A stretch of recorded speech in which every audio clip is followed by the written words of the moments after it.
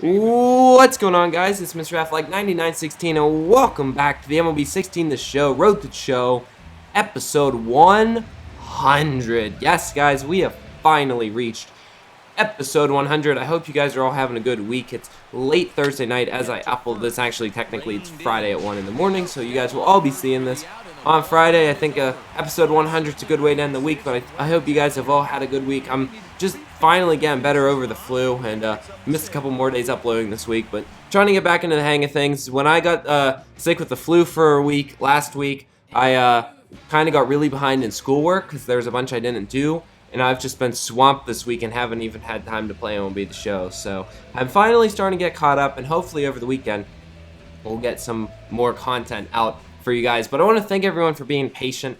Obviously, I know that uploading isn't super important right now because we're only a month away from MLB 17, and I know that's what's on most of your guys' minds at this point. Speaking of, they had some new gameplay developments that came out. I will probably be doing another video on that sometime next week.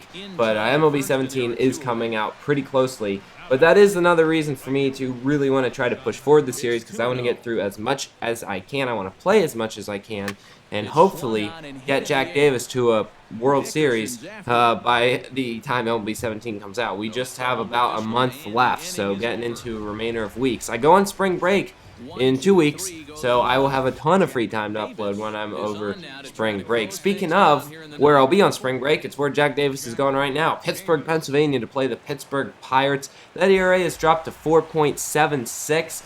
And he's going to get the first batter to not chase at the fourth pitch. It's instead a walk, and the Pirates get a runner on first.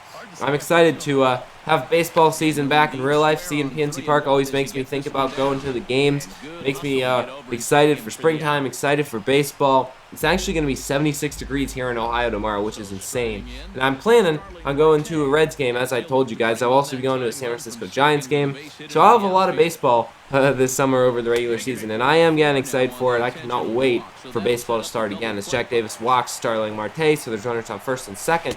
Interesting idea for Jack Davis to walk the go-ahead run, the winning run on base, but it works out as I strike out the next batter, and then on a 3-1 pitch, the next guy grounds out to me, I throw to first, and we get the save. So a gutsy decision right there to put the winning run on base via the intentional walk, which, I don't know if you guys saw, but they're implementing a rule change this year. You only have to throw one pitch for the intentional walk. Now, I think that's stupid because a bad intentional walk pitch could still be hit up the middle for a base hit. I think it should be 4 pitches for a ball. That's the way the game is. I don't think they should be focusing on speeding it up. Baseball is baseball. If you don't like the fact that it takes too long, don't watch baseball. That's kind of my thoughts on that issue, but they are making that change. Just kind of reminded me of that. So coming into my next game, still playing here in Pittsburgh, and we're going to get the first batter to fly out. Next batter, he's going to hit one up the right side for a base hit, so the Pirates have a runner on first with 1 gone. Next batter comes in, we get him down full count, trying to strike him out, and that's exactly what we do. We freeze him on a 100-mile-an-hour fastball, so there's 2 gone. Here in the bottom ninth, and Starling Marte comes in once again, 2-2 pitch to him. He swings and misses on the sinker. We get the strikeout and the save. Nice. It always feels good to get out of a close save when you're facing a good hitter like Starling Marte. It always feels good to end the game on a strikeout like that, but that's exactly what we do. There's the yellow bridges of Pittsburgh in the background, and now we'll go from one of my favorite ballparks to my least favorite ballpark. You guys know I hate this place. We're here in Miami, Florida to play against the Marlins in their ugly green ballpark. Ugh, I'm sorry to offend any Marlins fans, but it is just bad. Apparently the attendance is really low too, but I don't think that's the ballpark. I think it's just the Marlins kind of suck. We get the first batter and the second batter to strike out. Nice job with the changeup and then the fastball for the next guy. We get 2 good strikeouts. Third batter, can we strike out the side? No, he's going to pop this one up. Center fielder will range to his right a little bit and make an easy catch on a lazy fly ball to end the game, and we get our 7th save of the year. So after kind of a rough start to the season, Jack Davis starting to play a little bit better now. He's got a bunch of saves in this episode. That's already 4 in this one, and you know, he's just kind of, you know, turning the corner a little bit. It's weird. I had a good spring training and then just a really rough start to the season. I don't know what was going on with him, but either way, he's starting to play better now. We come in with another 1-run lead, a lot of one-run leads that Jack Davis has faced early on in the year. He's going to get the first batter to ground out to first. Actually, ground out to him. He'll throw on first for the out. Here's another look at that play. Good job by Jack Davis. He's just going to barehand it. That's moving pretty slow, so obviously you do that, but a good turn and a throw to get the out. So the next batter comes in, 1-2 pitch to him, and we're going to swing it. We're going to swing him out. We're going to strike him out. And the catcher will throw to first for the out. Good job on the breaking ball for Jack Davis. A lot of breaking balls. Jack Davis has been throwing change-ups and curveballs. I believe that was a change-up. You take a look, good play by the catcher. You got to let that ball not get behind you, and then you got to make a good throw. So that's actually a tougher play than it looks, but catcher makes it, and then the next batter strikes out on 101 miles an hour fastball. That's still always our go-to pitch for the strikeout, and it gets us another one right there. And it also gets us our 230th career save, 8 for 10 now on the year.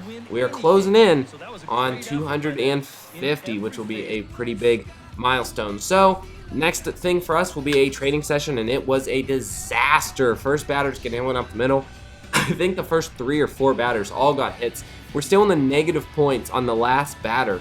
We get him to strike out. That's going to give us 225 points, so we get like 100 points for the session. A terrible training session. You need 1,000 for the bronze. So all it is 50 training points. But coming into our next series, we'll be playing against the Padres. Look at that. They're 17-13. We're 17-11. The Padres, my old team, are actually a winning team early on in the year. I know it's early, but it says they're ranked 9th overall in terms of talent when you look at them in the standings. So maybe they've made something out of their team. I'm still glad I didn't stay there because they mistreated me, but maybe they've made something out of themselves. First batter gets the base hit. Next batter, he gets a walk. So now there's runners on first and second. Oh boy, I don't want them to score here, guys. You never want your old team to beat you. That's just a no-no. We should have had a triple play here almost. I think the third baseman could have tagged the runner heading to third and attempted the triple play, but it ends up being a double play, and there's suddenly going to be 2 gone. Take another look at this one. This is right on the ground, and yeah, man, 2 steps forward, make the throw. Would we have got the triple play in time? I don't know. Probably not. At least you could have tagged the lead runner and then thrown to first. Either way, it's not going to matter because there are 2 out and 1 runner on base, and we're going to hit a batter. A hard hit right in the shoulder. Take another look at this play. Ugh, right off the back of the shoulder blade. That's got to sting. I've only hit a couple batters in my career, but there's another one. This is why it's not going to matter, though. We're going to get a pop-up, and I somehow lose the ball. The first baseman comes in, makes the catch, and we get the save. 9 for 11 on the year and 231 for the career. I want to thank everyone for watching this episode. I want to thank everyone who's been a part of this series from the very beginning, whether you just are finding the series now or whether you've been watching it for months. Thank you all for being a part of this channel so much. I will do my best to bring you guys some World Series action for Jack Davis by the time MLB 17 comes out. I can't promise anything the way his teams like to suck, but I'm going to try to play as much as I can. And thank you all for being a part of this series. It means so much. I'm so grateful to get to 100 episodes. Here's to 100 more videos. For now, we will see you guys next time. I'm Mr. F like 9916. Make sure you rate, comment, and subscribe. We'll see you next time. Peace.